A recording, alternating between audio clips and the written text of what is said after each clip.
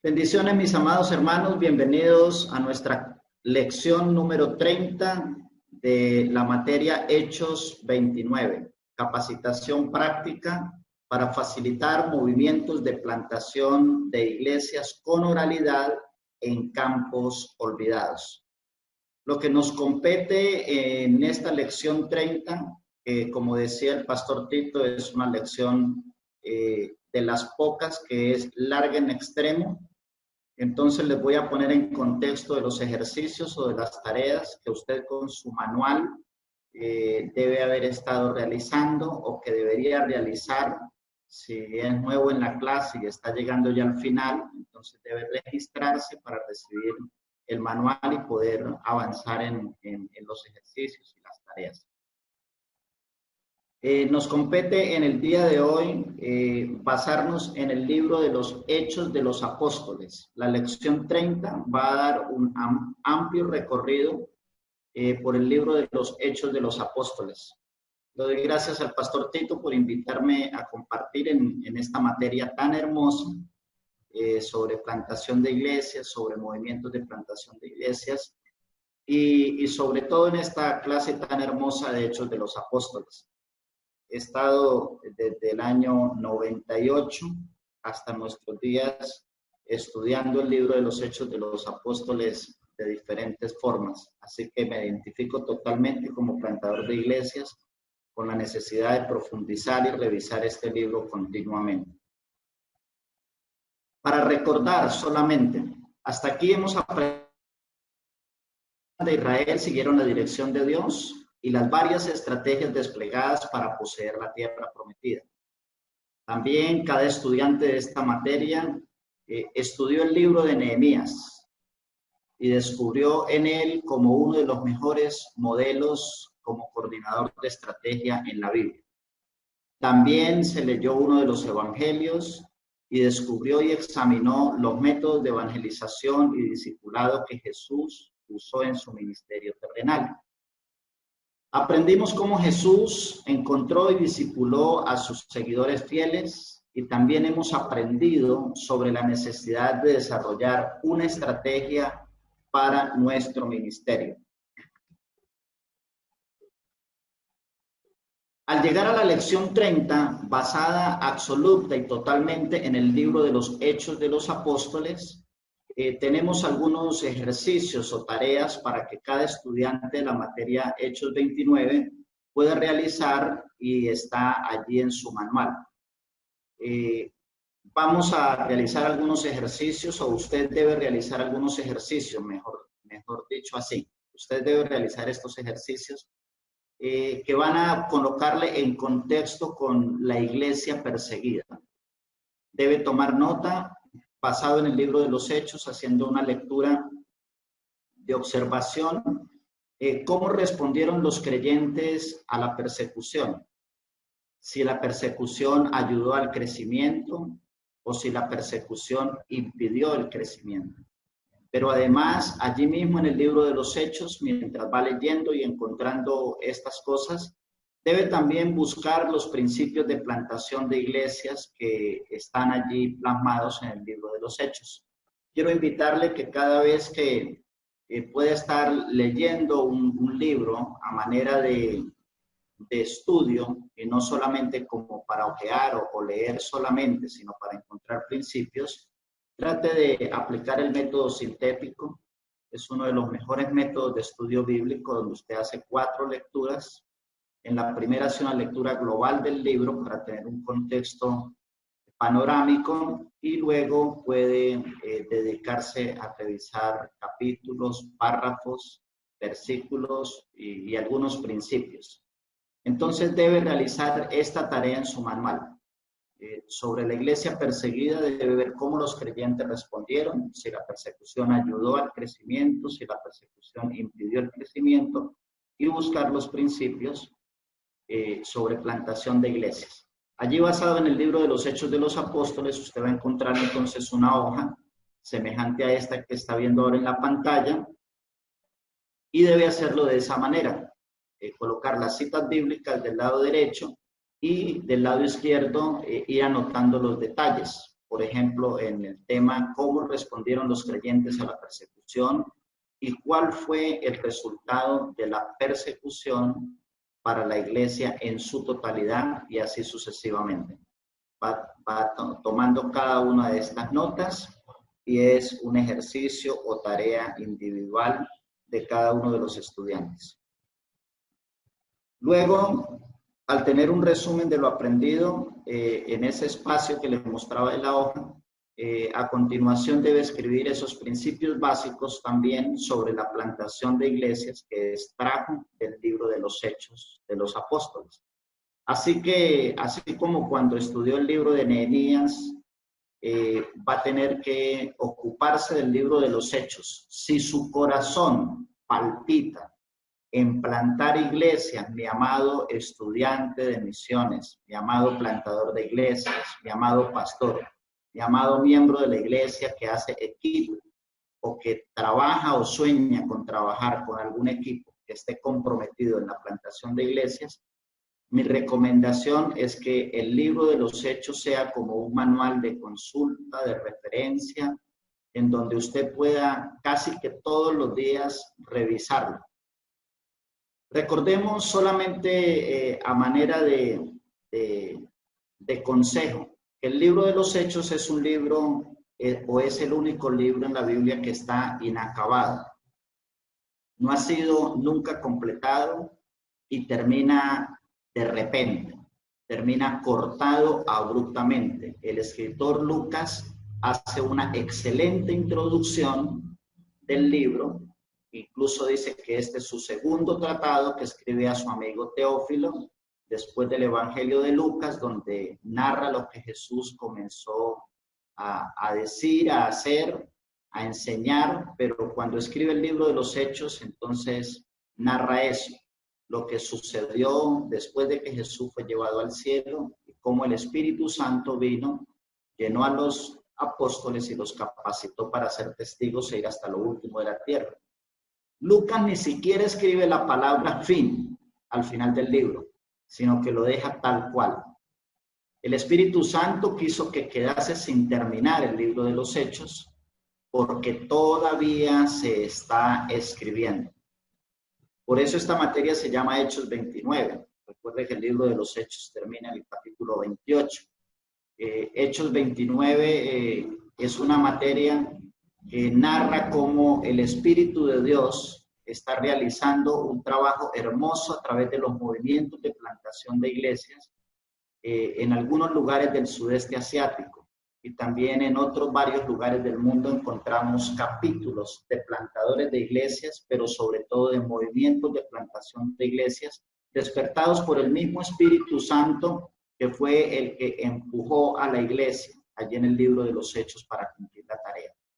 El libro de Hechos es el relato de las cosas que Jesús comenzó a hacer y a enseñar. Y la pregunta en esta mañana es, ¿ha terminado ya? La respuesta es no. El Espíritu Santo sigue realizando su obra y yo quisiera invitarle a que usted anhele ardientemente, anhele fervientemente aparecer en esa en esos siguientes capítulos del libro de los Hechos que todavía estamos escribiendo 20 siglos después. Preguntémonos entonces, después de haber realizado una lectura total del libro de los Hechos, ¿por qué la iglesia de Jerusalén no se movió fuera de su área? Cuando leemos allí el capítulo 2 de Hechos, encontramos a Pedro lleno del Espíritu Santo predicando un sermón donde 3,000 personas fueron añadidas a la iglesia, fueron agregadas a la iglesia, se arrepintieron, creyeron, se bautizaron y dice que se reunían en las casas, en el templo, que perseveraban en la doctrina de los apóstoles, comían con alegría, con sencillez de corazón, nadie decía ser suyo lo que tenía. Se ganaban el favor del pueblo, Dios añadía cada día, sucedían milagros y prodigios por la mano de los apóstoles, alababan al Señor. Todo estaba tan bien, tan hermoso, tan lleno de poder, pero esa iglesia quedó allí en Jerusalén, en un letargo, disfrutando de toda esa comodidad y de todas esas bendiciones. La iglesia de Jerusalén, aunque tenía todas estas características hermosas que nosotros leemos en el capítulo 2, desde el versículo 42 al 47, vamos a encontrar que aunque tenía todas estas virtudes y agregaba gente, en la segunda predicación de Pedro, 5,000 personas se convierten. Sin embargo, la iglesia de Jerusalén no salió a otras áreas como Jesús le había ordenado. Es bueno hacer este énfasis, es extremadamente importante porque Jesús dijo, no se vayan de Jerusalén hasta, puso un límite, hasta que hayáis recibido poder de lo alto, para que sean testigos hasta lo último de la tierra. Entonces, quiere decir que en el momento en que el Espíritu Santo descendió allí en el día de Pentecostés, inmediatamente después la consecuencia lógica a la instrucción de Jesús y a la llenura del Espíritu era que ellos salieran por voluntad propia para realizar la tarea de la gran comisión. Vamos a encontrar entonces tres cositas importantes que nos dan los indicios de por qué la iglesia de Jerusalén no salió de su área. Primero que todos los creyentes judíos en Jerusalén tenían prejuicios raciales contra los gentiles o hacia todas las personas no judías. Leemos en el capítulo 10 y 11 que Pedro fue enviado para ministrar a los gentiles. Y aunque Pedro le predicó a los gentiles, no parece que él tenía la intención de bautizar a los creyentes gentiles con agua. Es una de las razones más poderosas por la que el Espíritu Santo vino sobre los gentiles y los bautizó con el Espíritu Santo. Así que Dios quería que los gentiles fueran bautizados y lo hizo así con el Espíritu Santo, después de lo cual Pedro comprendió que ellos también debían ser bautizados en aguas. Aunque Pedro fue obediente para ir a predicarle a los gentiles, todavía encontramos más adelante en el mismo libro de los Hechos que Pedro tenía esa cierta incomodidad o ese prejuicio racial hacia los gentiles. La segunda razón que encontramos por qué la iglesia permanece allí en Jerusalén, aunque tenía toda esa cantidad de poder del Espíritu, esa elocuencia apostólica, esas señales, esos prodigios y esas manifestaciones de amor, había algo que también era real, y era que había un espíritu legalista que se había infiltrado en la iglesia de Jerusalén. Algunos creyentes enseñaban que los creyentes gentiles necesitaban ser circuncidados y comenzar inmediatamente a obedecer la ley de Moisés para ser salvos. Es decir, se estaba agregando un elemento diferente a la gracia. Y todo esto fue lo que motivó el concilio de Jerusalén. Una tercera razón es que los creyentes concentraron a la iglesia naturalmente en Jerusalén. Bueno, después de todo en Jerusalén encontramos varias cosas importantes. Estaba el templo, además Jerusalén después de todo era el centro del mundo judío y también la cuna o el hogar del evangelio. Los primeros creyentes se sentían cómodos en Jerusalén, estaban familiarizados con su ciudad, estaban cómodos y querían disfrutar de todas esas bendiciones de unidad, de poder, de oraciones, de compartir, de ayudarse mutuamente, de ver suceder milagros y de ver multitudes convertidas. Dios estaba trabajando allí, en su medio, en Jerusalén.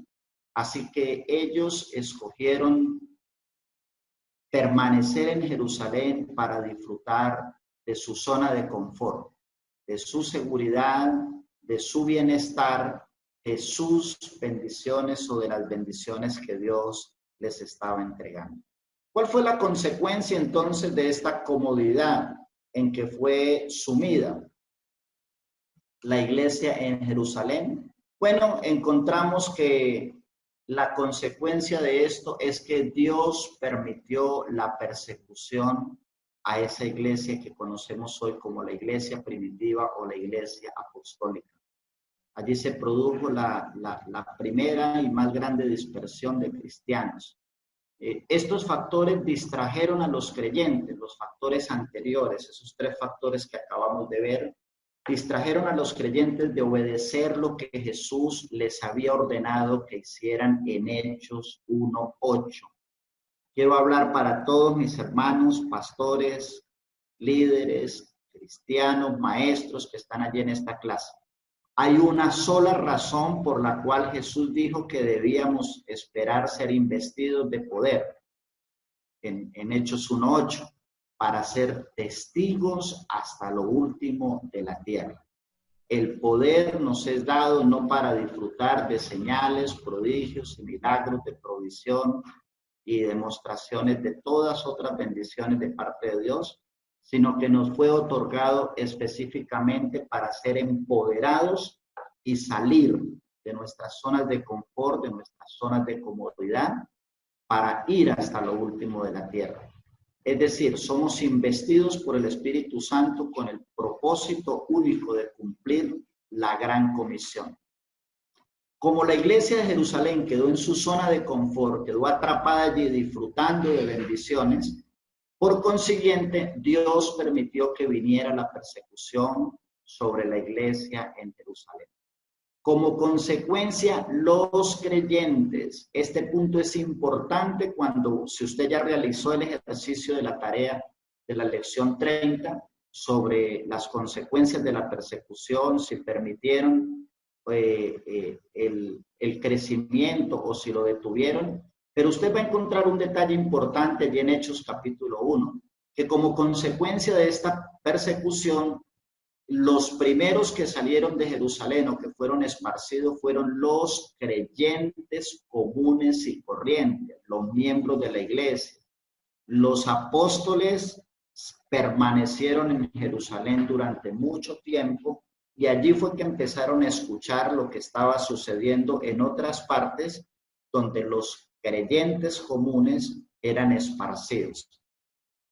Fueron esparcidos por toda Judea y por Samaria en la primera persecución, pero vinieron otras persecuciones imperiales que los llevaron hasta el fin del mundo, por decirlo de alguna manera. Así que vamos a concentrarnos en esta clase de la lección 30 de Hechos de los Apóstoles en estudiar las características de una iglesia modelo. Y esta iglesia modelo la encontramos en Antioquía. Y vamos a mirar allí, solamente para darnos una idea, por un momento, este mapa. Vamos a encontrar allí Antioquía a la mano derecha, casi como en la mitad del mapa, donde está este bombillito rojo, esta estrellita. Y usted va a ver cómo desde allí, de Jerusalén hasta allí, llega el evangelio por la persecución, por la dispersión, y luego desde Antioquía se convierte en todo un centro o una plataforma misionera para Bernabé y para Pablo, dando como resultado no solamente la plantación de iglesias en algunos lugares, sino produciendo movimientos de plantación de iglesias en regiones completas. Vamos a encontrar entonces en esta mañana y a ir caminando una por una de ellas en las características de esta iglesia modelo que encontramos en el libro de los Hechos de los Apóstoles, la iglesia de Antioquía. La iglesia de Antioquía, primero que todo, debemos entender que fue fundada en la palabra de Dios. Voy a hacer un énfasis y voy a ampliar un poquitito aquí. Antioquía era una ciudad aproximadamente de 500,000 personas, 500,000 de habitantes. Los historiadores más concretos en esto y de más confianza dicen que a la ciudad de Antioquía llegaron aproximadamente unos 25 creyentes que habían estado allí en el día de Pentecostés. Habían venido desde Antioquía, eran prosélitos y había unos 25 cristianos y que después de esa persecución que llevó a los creyentes allí a Antioquía, ellos comenzaron a hablar el evangelio y se dice que aproximadamente el 20% de aquella población fue alcanzada con el evangelio en muy poco tiempo.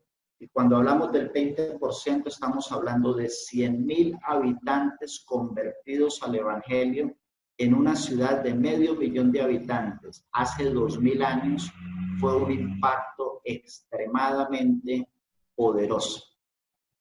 Cuando leemos Hechos 11, 19 al 21, dice: ahora bien, los que habían sido esparcidos a causa de la persecución que hubo con motivo de Esteban, pasaron hasta Fenicia, Chipre y Antioquía, sin hablar a nadie la palabra, sino solo a los judíos.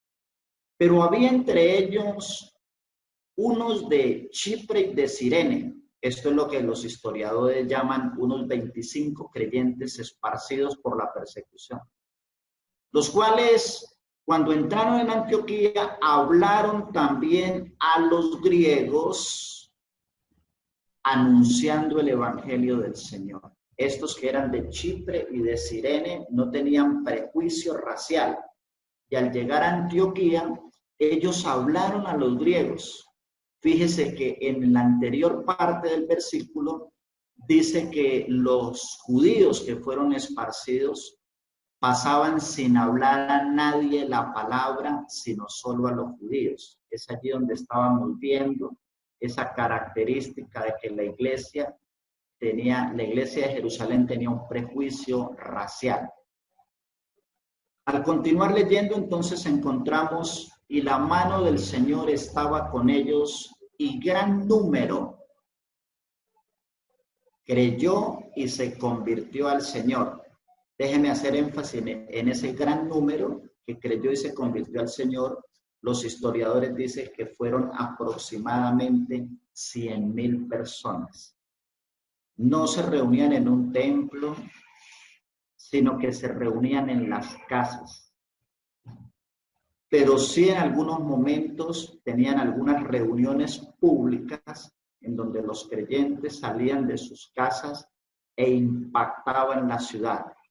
Recordemos que fue allí en Antioquía donde se empezó a llamar cristianos a los creyentes en Jesús, en Cristo, por primera vez.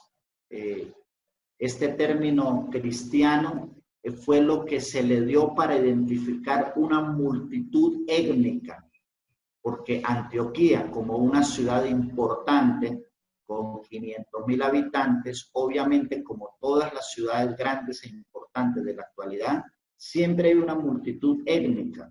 No solamente había griegos, sino que había gente de diferentes otros lugares que precisamente no eran judíos. La iglesia de Antioquía fue fundada en la palabra de Dios. Déjenme retomar algunas líneas que escribí hablando de la iglesia modelo de Antioquía en el libro Apóstoles de hoy, pescadores de hombres o constructores de imperios. Decía en el año 2011, cuando escribí acerca de la iglesia modelo de Antioquía, que los gentiles que estaban en Antioquía no sabían quién era Abraham, no sabían quién era Moisés, no sabían nada de la ley de Moisés, no sabían nada de guardar el sábado, no sabían nada de pagar diezmos, no sabían nada de la circuncisión. Ellos recibieron exclusivamente el mensaje acerca de Cristo. Ellos recibieron exclusivamente el mensaje del evangelio de la gracia. Así que eso fue lo que la noticia que llegó allí a los apóstoles que estaban en Jerusalén mucho tiempo después de que los creyentes habían sido dispersos, se habían alcanzado Antioquía y estaba sucediendo un movimiento de iglesias en las casas sin precedentes en Antioquía. Entonces es cuando los apóstoles toman a un creyente común, pero de buen testimonio, llamado Bernabé, y lo mandan para que mire a ver qué es lo que está sucediendo en Antioquía. Y cuando llega a Antioquía, Bernabé encuentra que la mano del Señor estaba con ellos, que un gran número creía, que la gente se convertía, que sucedían milagros. Bueno, Bernabé pudiera haber bajado el telón, hubiera podido decir, señores, se les acabó la fiesta porque ustedes ni se circuncidan, ni guardan el sábado, ni traen el diezmo cuando vienen a los cultos, así que apaguemos y vámonos. No, Bernabé se dio cuenta que era simple y llanamente evangelio puro, el evangelio del Señor Jesucristo, y sin duda Bernabé dijo, si yo no inicié esto, yo tampoco tengo autoridad para disolverlo. Y fue así como nació la iglesia de Antioquía, fundada en la palabra de Dios, en el evangelio de la gracia. Vamos a encontrar otra característica importante de la iglesia en Antioquía. La iglesia de Antioquía, una iglesia modelo. Es que la iglesia de Antioquía tenía un líder principal. ¿Quién fue ese líder principal en la iglesia de Antioquía? Fue Bernabé. Y esto es importante. En los movimientos de plantación de iglesias, generalmente necesitamos que en una base estratégica o en una iglesia con conciencia misionera, en una iglesia que hoy por hoy los movilizadores, los plantadores de iglesias, llamamos una iglesia de la Gran Comisión, es decir, que está comprometida con la Gran Comisión, necesitamos esos líderes principales como Bernabé. Cada iglesia necesita un líder principal sólido. La iglesia de Jerusalén oyó lo que había pasado en Antioquía y envió a Bernabé. ¿Quién era Bernabé?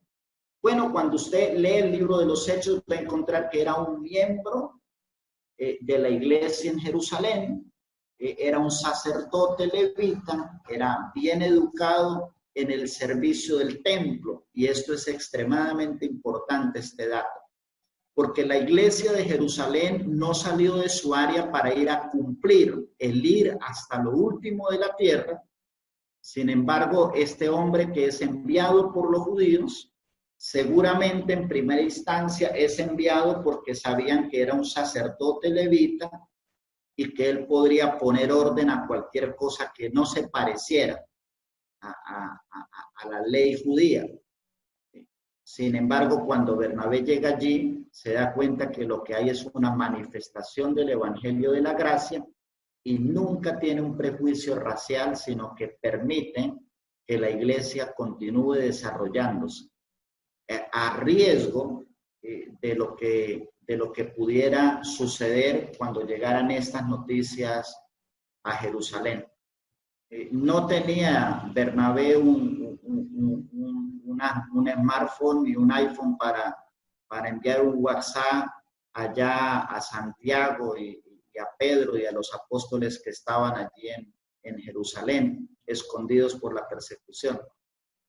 Él simplemente se dejó guiar por el Espíritu y como líder principal oyó al Espíritu para poder enfocar, dirigir y guiar. Él entendió lo que Dios estaba haciendo a través de la iglesia de los gentiles en Antioquía.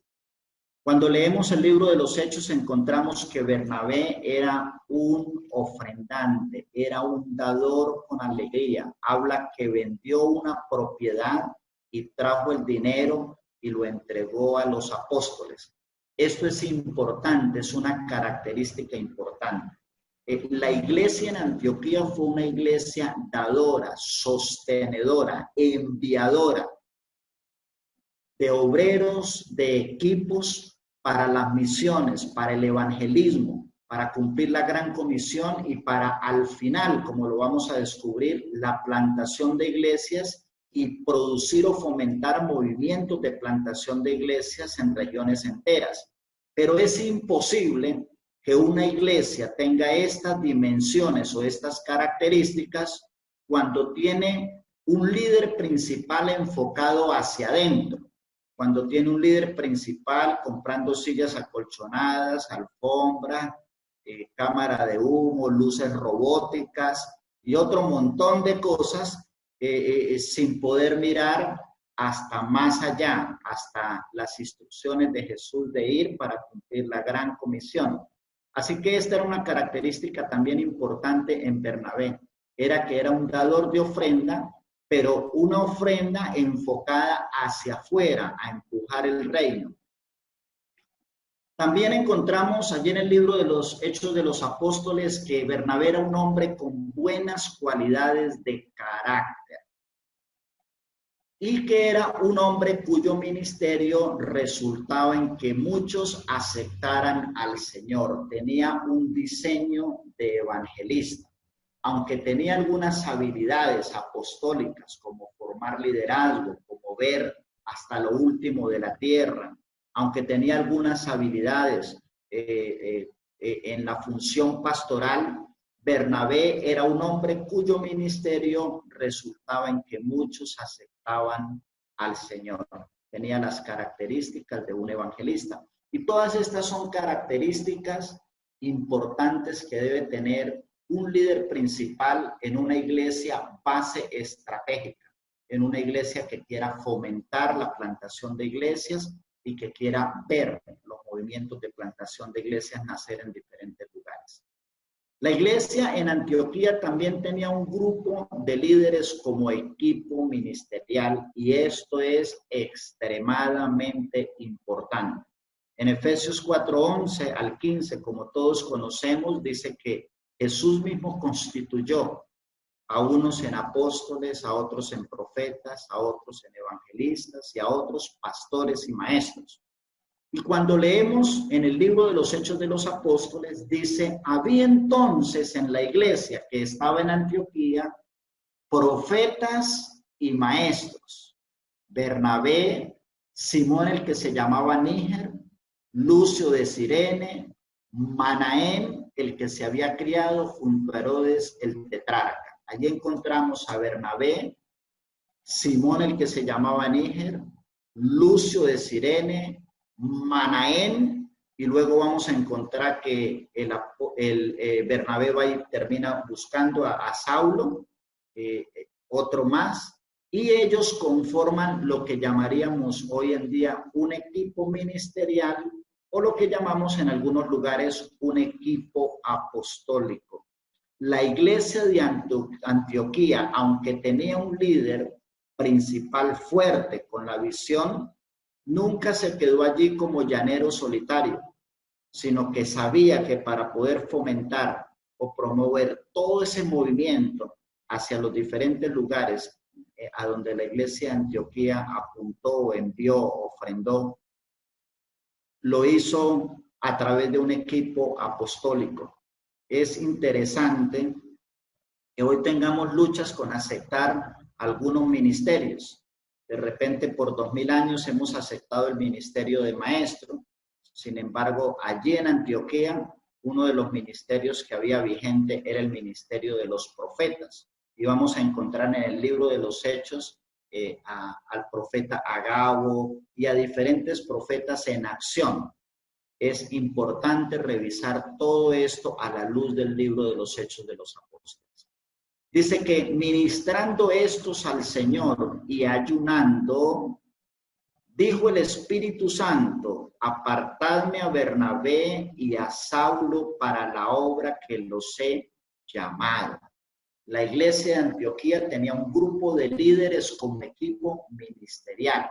Debemos saber la importancia de que haya un equipo apostólico, de que haya un equipo de ministerio con diferentes dones. Necesitamos interdepender de los evangelistas, de los pastores, de los apóstoles, de los profetas, de los maestros, porque esos somos un cuerpo y cada uno miembro, y cada miembro con talentos diferentes, con dones diferentes. Por eso la iglesia de Antioquía fue una iglesia representativa, en que en su forma de trabajo misionero siempre actuó con un equipo de líderes, un equipo apostólico ministerial. La iglesia de Antioquía se especializó en enseñar y entrenar a sus discípulos. Ya sabemos que allí en Hechos capítulo 2, versículo 46 al 47, dice que los que habían creído en el Señor perseveraban en la doctrina de los apóstoles, perseveraban en la doctrina. Pero aquí en Antioquía sucedió algo más. No solamente perseveraban en la doctrina de los apóstoles, sino que ellos se entrenaban discípulos para que ellos hicieran todas las cosas que Jesús les había enviado a hacer a ellos. Esto fue lo que produjo la multiplicación exponencial de la iglesia de Antioquía. Cualquier creyente que por cualquier razón se moviera desde la iglesia de Antioquía hacia cualquier región del mundo conocido, inmediatamente era un pastor en potencia, un evangelista en potencia, era un creyente o un discípulo potencialmente equipado con el ADN misional. Eran especialistas allí en Antioquía en hacer que cada discípulo fuera en realidad un hacedor o un multiplicador. Esta responsabilidad de ser discípulos no debe dejarse para que otros la hagan. Nosotros como equipos de ministerio, como personas que están presidiendo, una vez que estamos plantando una iglesia o que estamos intentando reenfocar una iglesia en el tema del ADN misional, debemos encargarnos de que esta responsabilidad no se deje para más adelante, sino que sea un ADN desde el mismo comienzo del creyente. El discipulado, ellos aprendan a compartir su testimonio personal, aprendan a ganar personas, aprendan a cuidar de personas y aprendan a estar comprometidos con la gran comisión en dar, en colaborar, en orar, en sembrar, pero también en hacer. Después fue Bernabé a Tarso en busca de Saulo y cuando lo halló, lo llevó a Antioquía. Se congregaron allí todo un año con la iglesia y enseñaron a mucha gente. Bernabé es uno de los primeros movilizadores que encontramos en el libro de los Hechos. Si es verdad que había algunos otros, Bernabé se destaca por esta capacidad que tenía de reconocer el talento, el llamado de ministerio, las virtudes que tenía alguna persona e ir a hacer contacto con ella y movilizarla para un lugar en donde Dios estaba obrando de manera poderosa, le delegaba, confiaba en él y le pidió que viniera a ayudarle en la iglesia de Antioquía. Es una característica extremadamente importante en Bernabé como líder principal. No solamente tenía características de pastor o de apóstol, sino que también era un movilizador por excelencia. Él fue y buscó a Saulo de Tarso y lo trajo a Antioquía para que le ayudara. No se consideró el llanero solitario. Bueno, la iglesia de Antioquía enseñaba y entrenaba discípulos y Bernabé no lo hizo solo. Fue y buscó a Saulo para que le ayudara en esta tarea. Fue allí, en Antioquía, como les decía minutos antes, que se les llamó a los cristianos por primera vez. La iglesia de Antioquía también era una iglesia que adoraba al Señor. La iglesia de Antioquía sabía adorar al Señor en unidad, sabía del ministerio sacerdotal de cada creyente. Sabía y entendía la necesidad de que todos los creyentes deben reunirse con otros creyentes durante tiempos de oración, acción de gracias, alabanza, adoración y para compartir la palabra de Dios. Mi hermano, encontramos hoy por hoy en nuestras expresiones de iglesia en todo Sudamérica y en algunos otros lugares del mundo, alguno de los dos extremos. reuniones donde nuestros cultos son atraccionistas y todo gira alrededor del templo, abandonando el trabajo de la multiplicación de discípulos y de ganar personas usando los hogares como puentes. Sin embargo, encontramos también en Sudamérica y otros lugares algunos movimientos proponiendo la idea de solamente tener culto en casas, con 3, 5, 10 personas o una familia. Pero la iglesia de Antioquía entendía la importancia del culto corporativo, del culto congregacional. Esto es extremadamente importante, mi hermano. Yo soy plantador hace 23 años y siempre que usted atiende a una persona en la casa durante 2, 3, 5 meses o más tiempo, va a ser cada vez más difícil moverla a una reunión corporativa si usted desde el comienzo permite que la expresión del cuerpo o la expresión congregacional con diferentes grupos pueda llevarse a cabo desde el inicio para que ellos puedan recibir el impacto de la adoración, de la alabanza, de la predicación, de la acción de gracias, de los tiempos de ayuno como congregación.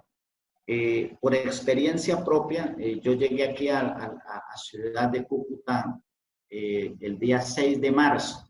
El 15, nuestro país, aquí en Colombia, inició el proceso de cuarentena por causa de la pandemia. Y como el gobierno nos había dicho que era solo 20 días, entonces yo me quedé en mi casa tranquilo esperando que pasara ese tiempo para compartir con algunas personas el evangelio, porque siempre lo hago. Soy un plantador de iglesia y parece que cuando no estoy plantando una iglesia me siento en pecado. Es mi naturaleza que me empuja a hacerlo. Así que un mes después, cuando me di cuenta que la cuarentena se agudizaba y que el tema de los toques de queda, la no movilidad y todo eso iba a durar para largo, inmediatamente comencé un grupo de altar familiar en mi casa, invitando a algunos vecinos. A veces nos reuníamos 8 o 10 personas. A través de ese grupo, unos cristianos de otra iglesia, de otra congregación o denominación, 5 personas, una familia que tenía crisis de matrimonio, vinieron hasta mi casa y me pidieron el favor si podía ir a darles consejería y orar por ellos, porque estaban siendo desatendidos totalmente en el tiempo de la pandemia. Así que iniciamos otro grupo allí y allí empezaron a llegar personas no creyentes a ese grupo. Entonces ya tuve un segundo grupo de unas 10 o 12 personas en ese lugar. Había una persona convertida de unos 5 meses, sin bautismo, que quedó desconectada totalmente porque en la iglesia donde ella aceptó al Señor ni siquiera tuvieron el cuidado en esos 5 meses de que era una persona nueva, así que quedó completamente desconectada de la iglesia. Es una persona que yo conocí de niña cuando tenía unos 4 o 6 años y quedaba dentro de mi misma zona, que yo podía llegar caminando hasta allá, y allí entonces inicié otro grupo con ella. Y como ella era nueva convertida, pues ¿a quién llamaba? Pues a los no creyentes, porque tenía muy poca relación con creyentes o evangélicos, hablando en nuestro lenguaje. Y allí empezamos a reunir unas 20 personas con las características que 15 personas de allí eran no creyentes. Y después de 2 meses de estar atendiendo esos 3 grupos, uno en día viernes, otro en día miércoles, otro en día lunes, sé como plantador de iglesias la importancia que estos 3 grupos de personas se encontraran. Así que con todos los cuidados de saber que estábamos en medio de la pandemia, decidí realizar un encuentro un día viernes. E invité a que cada persona miembro de los grupos invitara a alguien necesitado para compartirle el evangelio, para orar, para adorar al Señor juntos. La sorpresa que me llevo, mis hermanos, cuando ese viernes nos reunimos en esa casa 65 personas. Eran 20 creyentes, 25 no creyentes y 20 entre adolescentes y niños, hijos de no creyentes y algunos de creyentes. Y fue una noche hermosísima. hicimos comida para todos, cantamos juntos, adoramos al Señor, hubo manifestaciones de sanidades, de milagros, conversiones. Una persona que era un brujo reconocido de 40 años en ese barrio fue a esa reunión para querer estorbarnos y en esa reunión fue tocado por el poder de Dios. Entonces, las reuniones corporativas nunca deben ser perdidas de vista por un plantador de iglesia, mis hermanos. Es necesario que la iglesia entienda que todos los creyentes deben reunirse con otros creyentes para tener esos tiempos hermosos de oración corporativa, de acción de gracias, de alabanza y de adoración, y también para recibir la palabra de Dios en algún momento de manera pública, congregacional o corporativa. La iglesia de Antioquía también practicaba el ayuno y la oración. La oración con ayuno somete la carne, intensifica el hambre espiritual y la sed de Dios. La oración con ayuno hace que la iglesia esté espiritualmente vigilante, más sensible a la mente del Espíritu Santo y que tenga una comunión más íntima con Jesús. Aquí lo leemos en Hechos capítulo 13, versículo 3. Entonces, habiendo ayunado y orado, aquí me voy a detener un momento. Entonces, habiendo ayunado y orado, les impusieron las manos y los despidieron. Así es de que he colocado esta imagen aquí para que no se le olvide nunca esto que le voy a decir como pastor, como cristiano de 26 años y como plantador de iglesia desde hace 23 años. Ayuno sin oración es dieta. Porque hoy en día nosotros encontramos personas y no, es que hoy estoy en ayuno. Está contando chistes, está haciendo bromas, está escuchando música, pone una predicación en YouTube, pero hace de todo, absteniéndose de alimentos, pero no dedica tiempo de intimidad en oración. Entonces, quiero que a usted se le grabe esto en su mente. Ayuno sin oración es dieta.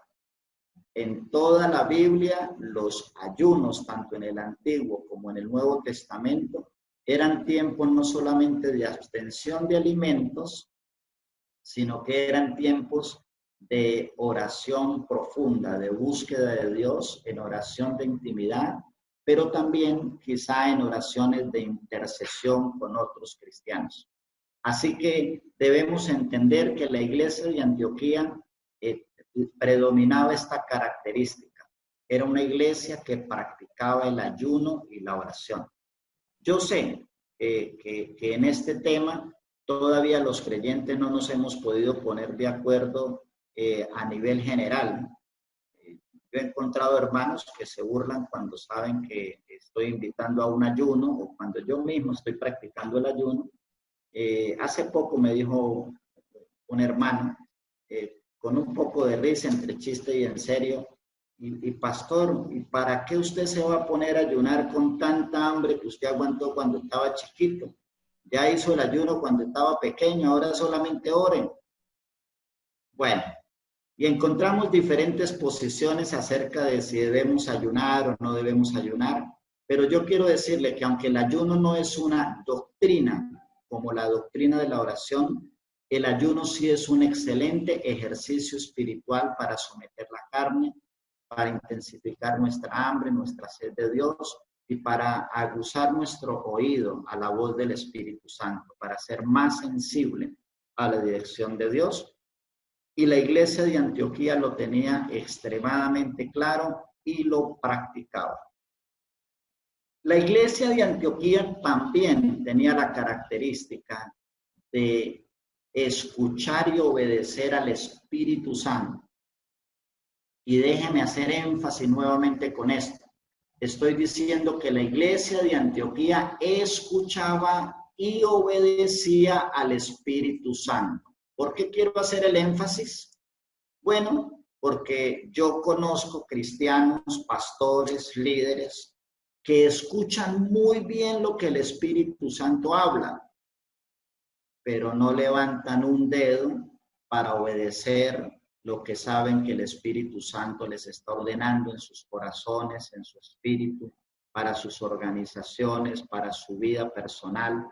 Es muy importante entonces que la iglesia pueda no solamente escuchar al Espíritu Santo, sino también obedecer. Y yo, cuando leo el libro de los Hechos, me impacta mucho cuando el Espíritu Santo le habla a Ananías. Y le dice a Ananías, ve por la calle que se llama tal y entra en la casa de tal y vas a encontrar un hombre llamado Saulo de Tarso. Oiga, si esto hubiera sido en el Antiguo Testamento, entonces a Ananías hubiera puesto un vellón, a ver si llueve y se moja, ahora que llueve y que no se moje, porque el tipo es un asesino, es un perseguidor de la iglesia. Y no sé si me está hablando el Espíritu Santo, será el diablo que me está tendiendo una trampa y me va a llevar para donde Saulo que me aprese y me mate. Pero tenía la sensibilidad de Ananías de poder escuchar al Espíritu Santo y también la disposición en su corazón de obedecerle. Otro ejemplo es Felipe en el capítulo 8, versículo 26 del libro de los Hechos de los Apóstoles. El Espíritu le dijo a Felipe, ve por el camino que es desierto. Y allí venía un etíope leyendo una porción de las Escrituras y el Espíritu le dijo, ahora acérquese al carro. En fin, encontramos entonces que Felipe es otro creyente, otro cristiano con la capacidad no solamente de oír lo que el Espíritu Santo está hablando, sino la disposición y la actitud de obediencia. Bueno, Hechos de los Apóstoles se caracterizan por una frase mundialmente conocida por los creyentes. Es necesario obedecer a Dios antes que a hombres. Entonces, no solamente debemos ser sensibles con nuestro oído espiritual para oír lo que el Espíritu Santo dice, sino que también necesitamos obedecer aquello que el Espíritu nos dice, que siempre van a ser instrucciones de acuerdo a la palabra del Señor y sobre todo siempre nos va a estar empujando como iglesia a la plantación de iglesias y a cumplir la gran comisión haciendo discípulos hasta lo último de la tierra. Leemos entonces aquí en Apocalipsis 3:22, todas las iglesias locales necesitan darle oportunidad al Espíritu Santo para que les hable. Encontramos aquí la sentencia, la sugerencia o el consejo. El que tiene oído, oiga lo que el Espíritu dice a las iglesias. También en Hechos capítulo 13, versículo 2-3, un versículo que ya habíamos usado anterior, dice, apartadme a Bernabé y a Saulo para la obra que los he llamado. Eso fue lo que el Espíritu dijo. Y ahora hay un entonces. Entonces, habiendo ayunado y orado, les impusieron las manos y los despidieron. Mi hermano, ¿quién no quiere ser pastor en una iglesia de 100,000 personas?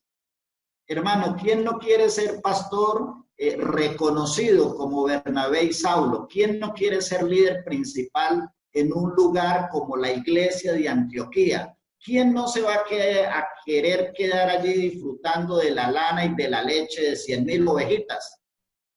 Pero el Espíritu Santo dijo, apárteme a Bernabé y a Saulo. Entonces ayunaron y oraron para confirmar eso y les impusieron las manos, les compraron una valija, les compraron una maletita, les compraron unas cositas ahí para que llevaran por el camino y bueno, vayan a obedecer lo que el Espíritu acaba de hablar. La iglesia de Antioquía creía y practicaba la imposición de manos. Cuando vamos a Hebreos capítulo 6, versículo 1 y 2, habla de la imposición de manos como una doctrina fundamental de la iglesia. Así lo presenta Hebreos. La imposición de manos se hace para identificar lo que Dios ha escogido y para confirmar la voluntad de Dios. También la imposición de manos se usaba para impartir su Espíritu Santo. La imposición de manos se utiliza para orar por un enfermo, para tocarlo, para orar. Es decir, en la Biblia encontramos en el Nuevo Testamento, en el accionar de la Iglesia Apostólica, que la imposición de manos era una práctica continuada y reconocida que podemos definir como una doctrina.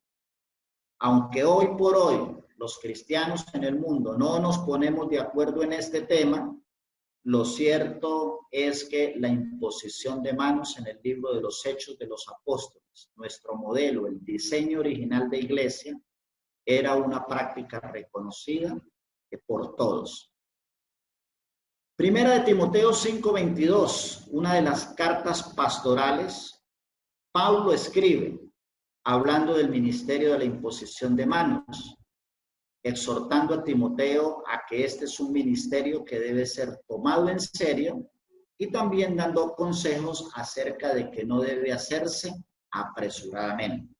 Así que encontramos aquí los dos pilares. La imposición de manos debe ser un ministerio tomado en serio, pero no debe hacerse apresuradamente.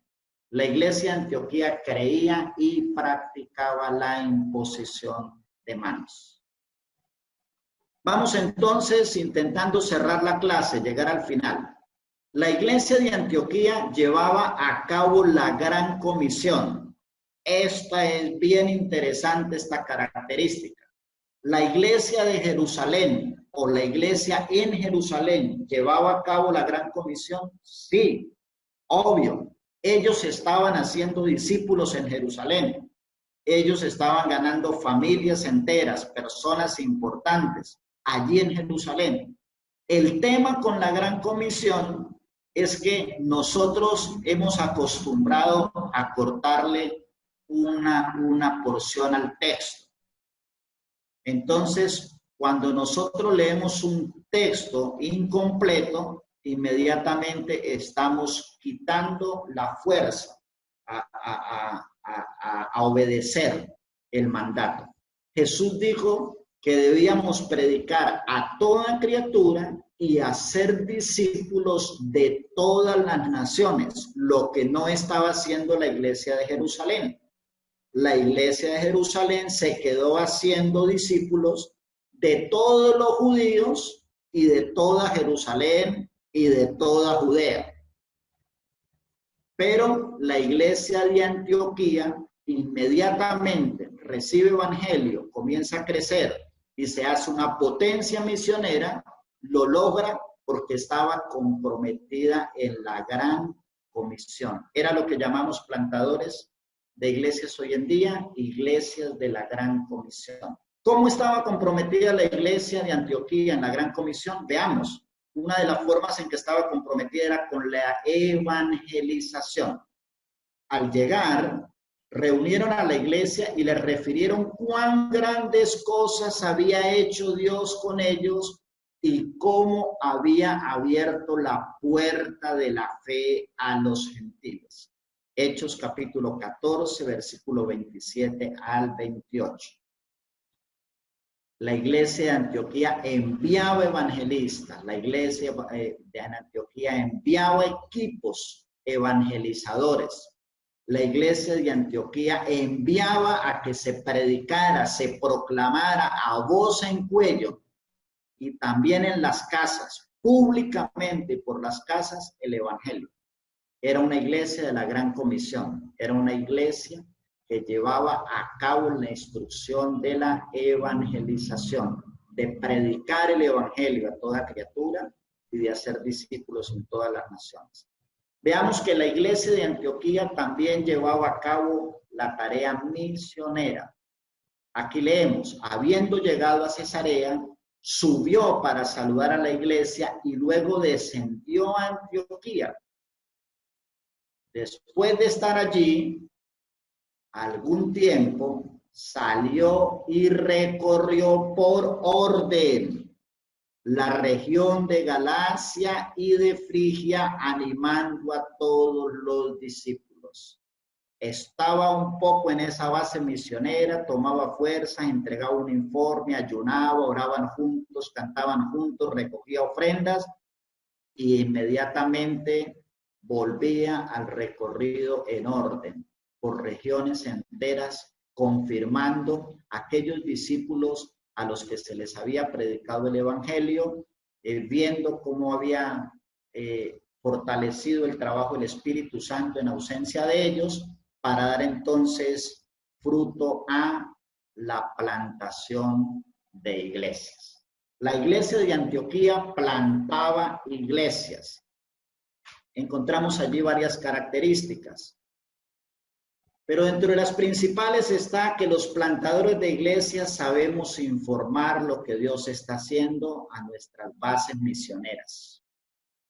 Esto en cada lugar es llamado de manera diferente. Iglesia central, iglesia madre, iglesia matriz.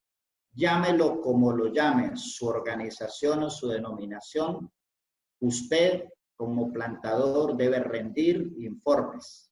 Muchas iglesias fueron fundadas por el trabajo de Bernabé y Pablo. Estas iglesias estaban en Chipre, Pérgamo, Pisidia, Iconio, Listra y Derbe.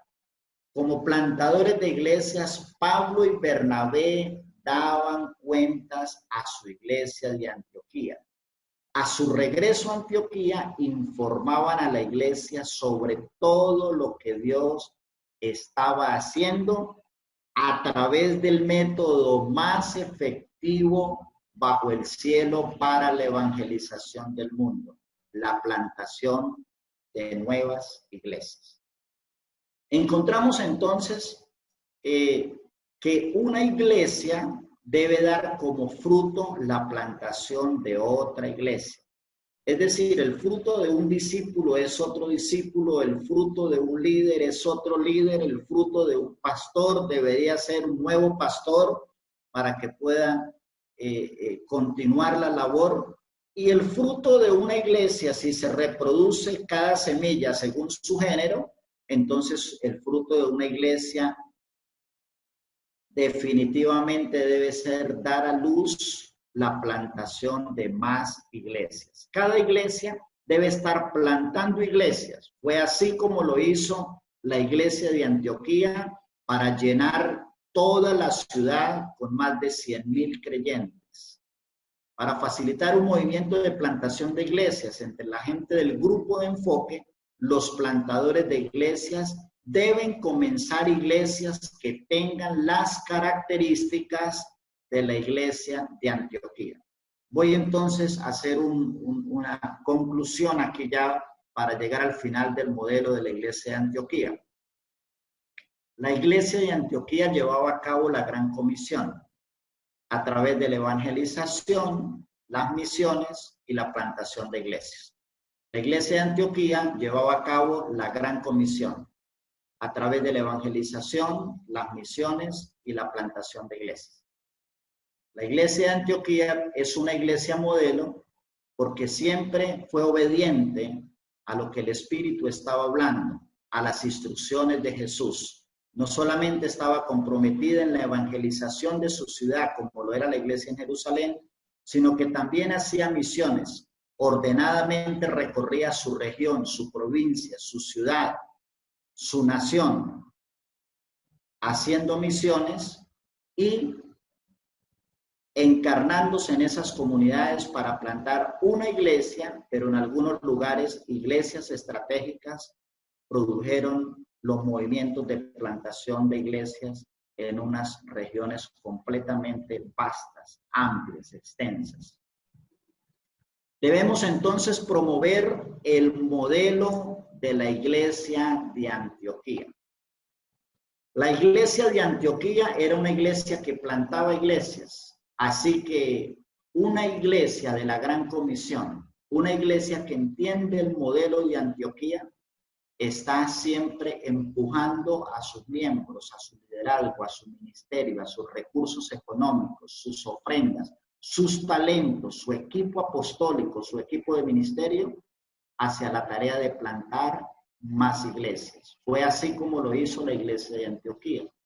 La iglesia de Antioquía había unido su corazón a la instrucción del Señor.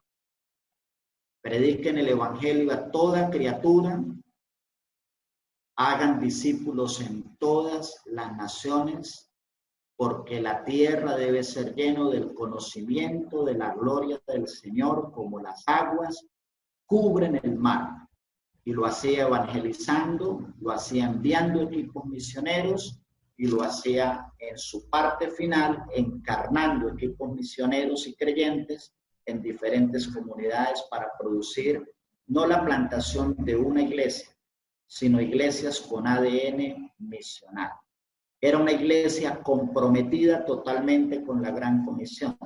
Para facilitar un movimiento de plantación de iglesias entre la gente del grupo de enfoque, los plantadores de iglesias deben comenzar iglesias que tengan las características de la iglesia de Antioquía.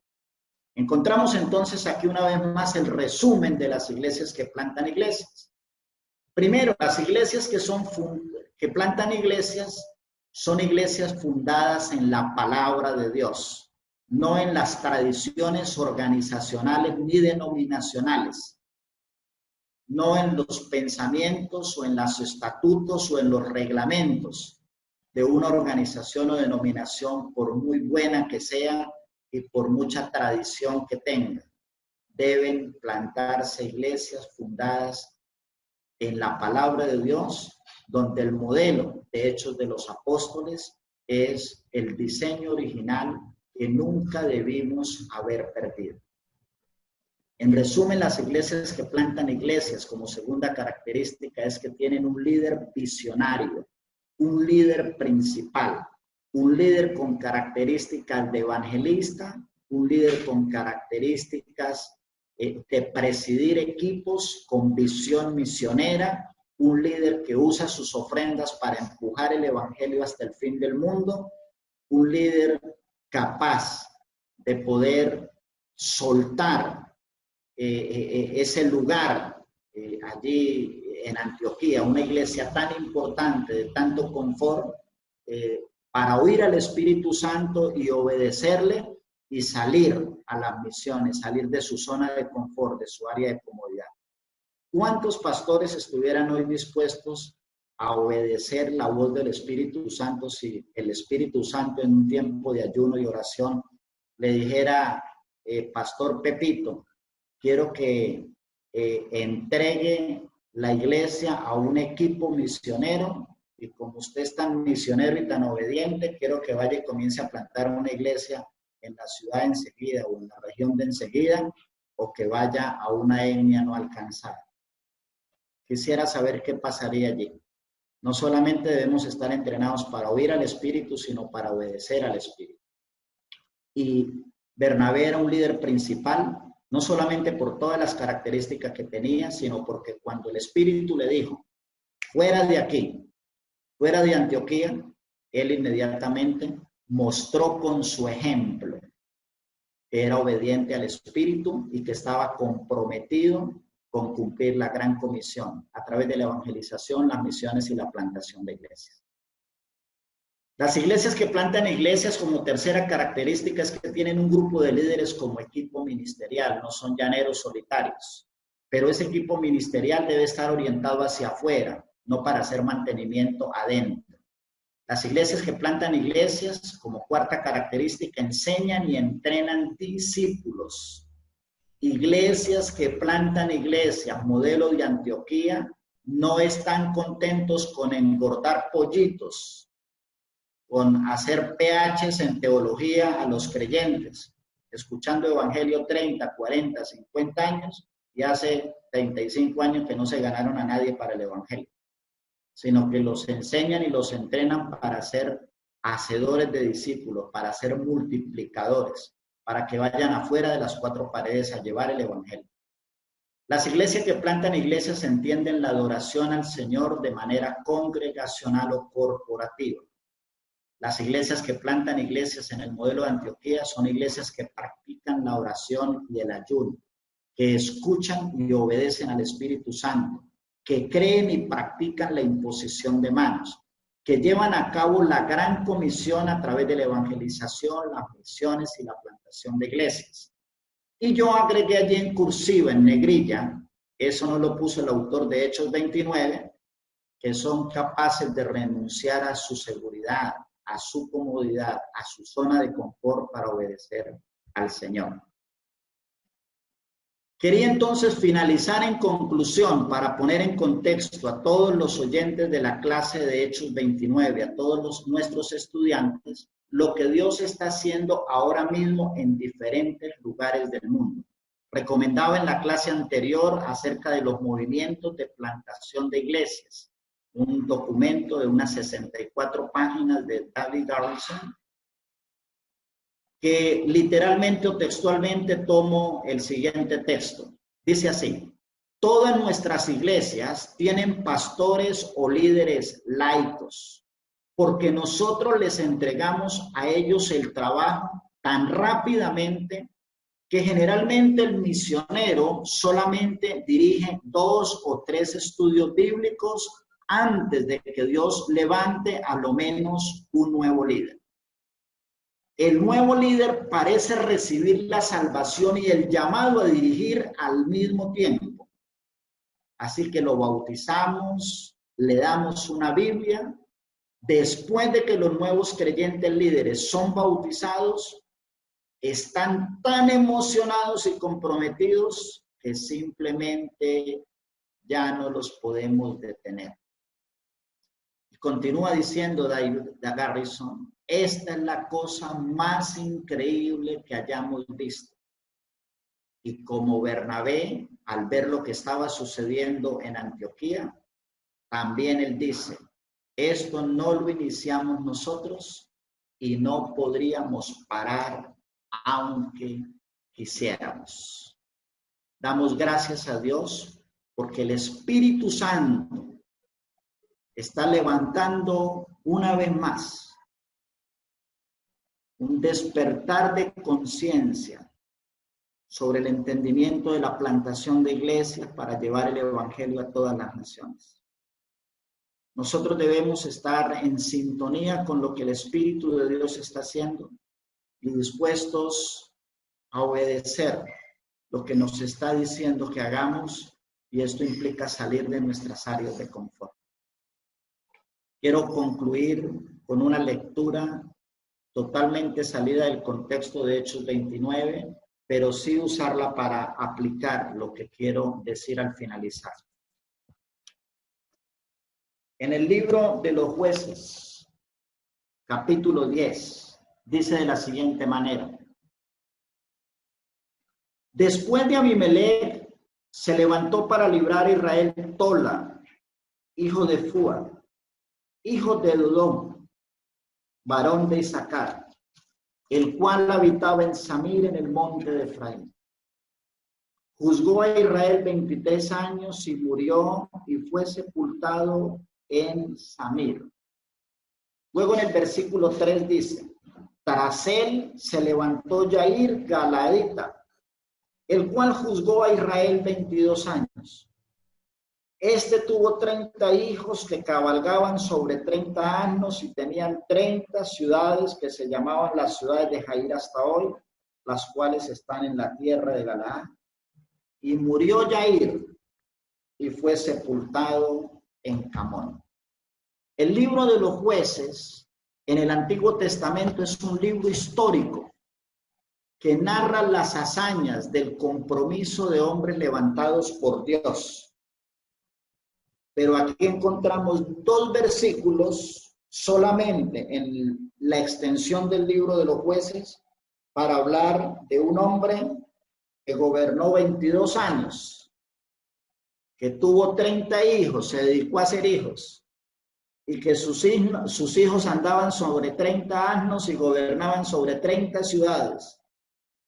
Y el versículo 5 dice, y se murió Jair y fue sepultado. El libro de los Hechos, con sus 28 capítulos, es el único libro de la Biblia que está inconcluso. Y un día, como plantador de iglesias, yo fui confrontado por este texto de Jueces. Y yo pensé, ¿qué quisiera yo que estuviera en el libro de Hechos? En el capítulo 29, 30, 31, 35, 50, en el capítulo 75. Quisiera tener yo en el libro de los Hechos 2 versículos. Y Carlos López tuvo 5 hijos. Y estos hijos vivían bien en cada uno de una ciudad diferente. Y durante 22 años vivió bien, cómodo, seguro, y se murió. Se acabó la historia, 2 versículos. No, yo decidí hace más de 23 años que un día quiero, en el libro inconcluso de los Hechos de los Apóstoles, haya alguien del cual se pueda escribir extensamente sobre la plantación de iglesias y, ¿por qué no?, sobre motivar a otros en fomentar y promover movimientos de plantación de iglesias. Decida usted hoy cuántos versículos quiere tener acerca de una vida quieta, reposada, cómoda en su zona de confort. Un versículo que diga que vivió bien y comió bien y gobernó bien en una ciudad, o 3 capítulos completos que hablen de cómo se desacomodó para ir a extender el reino con la plantación de iglesias. Muchísimas gracias, mis hermanos. Bendiciones.